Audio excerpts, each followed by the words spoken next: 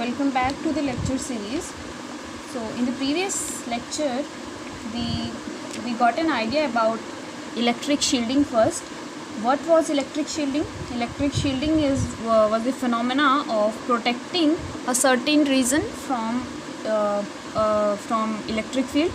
So inside a conductor we know electric field is zero, so we can protect any delicate thing from electric field if it is put inside in a conductor.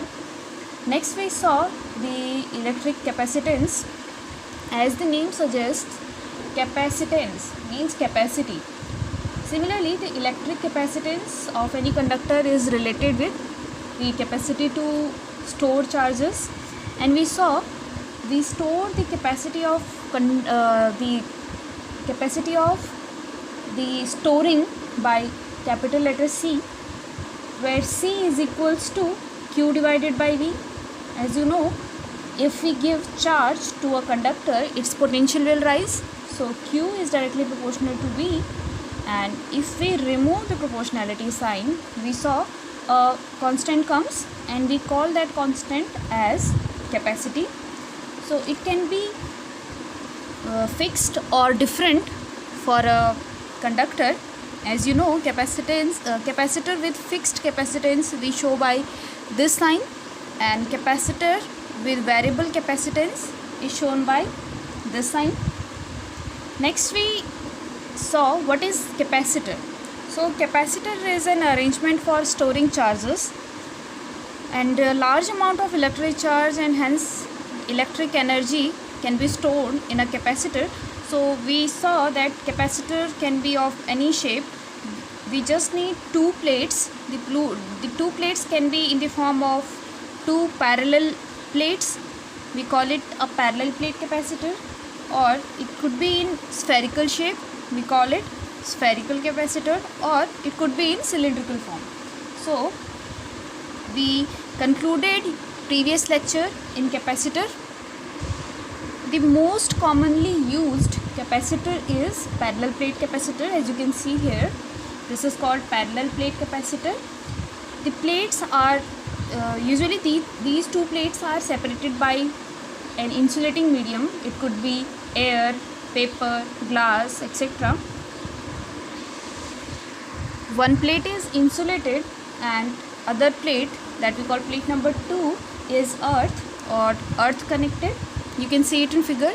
So today we will start with a parallel plate capacitor. Parallel plate capacitor.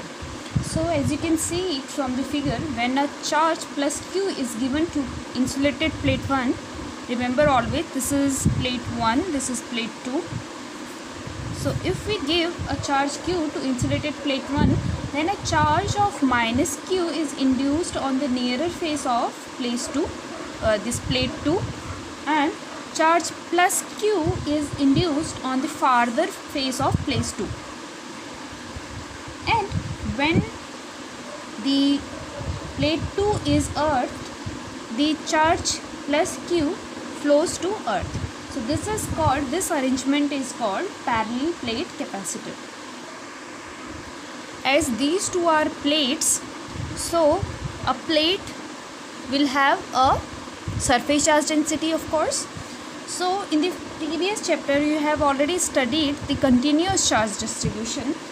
So from that discussion we can say the plate 1 has some surface charge density and plate 2 has some surface charge density. To calculate this surface charge density, I write it here. Plate 1 has surface charge density. As this is a plate, so surface charge density we denote it by sigma. So sigma will be equal to Q divided by A, where Q is the charge on first plate. Similarly, for plate 2 we will write plate 2 has surface charge density. So as the surface charge density on second plate is negative, so I will write it minus sigma will be equal to minus Q divided by A. So these two will be the surface charge densities of plate 1 and plate 2. In the previous chapter, when we studied the Gaussian theorem, we have calculated for a charge sheet. If this is your charge sheet, for this charge sheet, if I want to calculate electric field at this point, somewhere here or here, then electric field for a charge sheet comes out to be sigma upon 2 epsilon naught. So as you can see, here are two charge sheets. So electric field due to this plate will be sigma upon 2 epsilon naught. Similarly, for this plate also, E will be equal to sigma upon 2 epsilon naught. So if we calculate the combined effect of electric field at different points, let me call it place A, place B, place C. So at plate A and at plate C, due to these two infinitely long sheets, or I can say these two sheets, A and C, at point A and at point C, electric field will be 0, and in the middle point E will be added up. So electric field in the region between the plate will be equal to, I will write it here, in the region between the plates,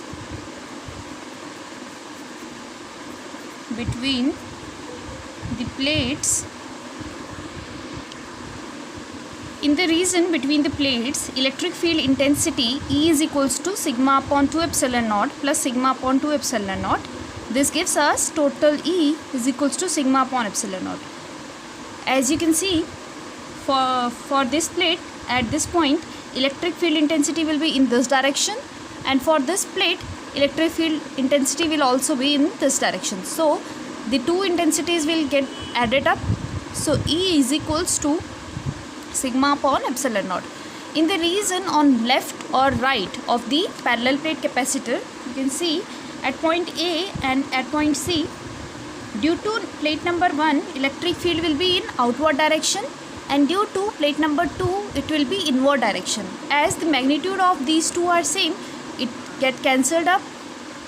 So E is equals to 0 at A. Similarly, E is equals to 0 at C. So in between, only E is equals to sigma upon epsilon naught. So between the plates, E is equals to sigma upon epsilon naught, or in the place of sigma, I can write Q divided by A.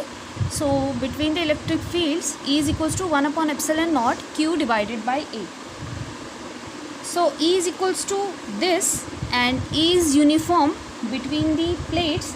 So I can say the potential between the plates will be equal to, V will be equal to E into displacement. As you know, the relation is E is equals to dV upon dr, or I can write it as V is equals to E into d. So potential will be equal to E into d. So I get 1 upon epsilon naught Q divided by A into d here. So this is the value of potential difference between the plates, as dV, the relation between V and E is equals to dV upon dr minus of dV upon dr. So I can write V as E multiplied by distance. So I get V as 1 upon epsilon naught Q divided by A into d. Here we are talking about the capacitance or capacity of a parallel plate capacitor. So we know the C is equals to Q divided by V. So the capacity of a parallel plate capacitor would be equal to Q divided by V. In the place of V, I will put this whole thing. This is Q d divided by epsilon naught A, and after calculating this, Q gets cancelled out, and epsilon naught A goes into the numerator. C is equal to epsilon naught A divided by d. So this is the capacitance of a parallel plate capacitor. From this formula you can see that capacitance of a capacitor depends upon the geometry of capacitor, that is C is directly proportional to A and inversely proportional to D. If the distance between two plates is more, capacitance will be less, and if area will be more, capacitance will be more. And you can see that there is no charge here in the formula, so capacitance does not depend upon charge of the capacitor, or as there is no V, so it doesn't depend upon the potential difference between the plates of the capacitor. One more thing that you can see is, here is one term epsilon naught. What is epsilon naught? Epsilon naught is the permittivity of the free space. And I have told you in the beginning that permittivity, as the name suggests, permittivity means the medium which is where the electric field lines are present and how much line it is allowing. So epsilon naught is the permittivity of the free space. It means epsilon naught is the permittivity of the free space. The free space is allowing how much lines of electric field. Similarly, each medium has its own permittivity, and permittivity of any medium is denoted by epsilon m, and it is equal to permittivity of the medium is ER E naught, epsilon r epsilon naught, where epsilon r is the relative permittivity and we write it by epsilon r or K, capital K. So ER is equals to permittivity of medium upon permittivity of free space. So this K is equal to EM upon epsilon naught, and we call it also the dielectric constant.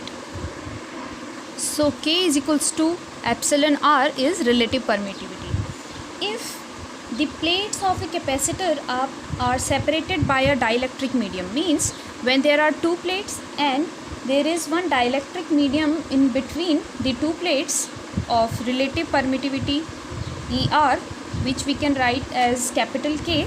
Don't confuse it with Coulomb's constant, as it is small k, and value of Coulomb's constant is 1 upon f4 pi epsilon naught. So when plates of capacitor are separated by dielectric medium of relative permittivity epsilon r equals to K, its capacity becomes, as you know, when the two plates are separated by air, so then capacity is equals to epsilon naught A divided by E. So when the two plates are separated by dielectric medium, then capacity of the parallel plate capacitor capacitance will be equal to epsilon m A divided by D. In place of relative permittivity of free space, here we will write permittivity of the medium, and permittivity of medium is equal to epsilon r into epsilon naught. So this becomes epsilon r epsilon naught A divided by D, and epsilon naught A D is equals to capacitance when these two plates are separated by free space. It becomes ER C naught, or in the place of ER we can write capital K. So Cm is equals to K C naught. Note down the following lines in parallel plate capacitor, the formation of parallel plate capacitor. First, the parallel plate capacitor is a device which has got two parallel conductors. One of them is connected to earth and other is given charge. This plate is given charge and this plate is connected to earth. One conductor is given charge and other conductor is supporting conductor which is connected to earth. So this is the conductor which is given some charge, and this is conductor which is connected to earth, and it is also called supporting conductor. Third, When we give charge to one conductor, by induction other conductor gets charged.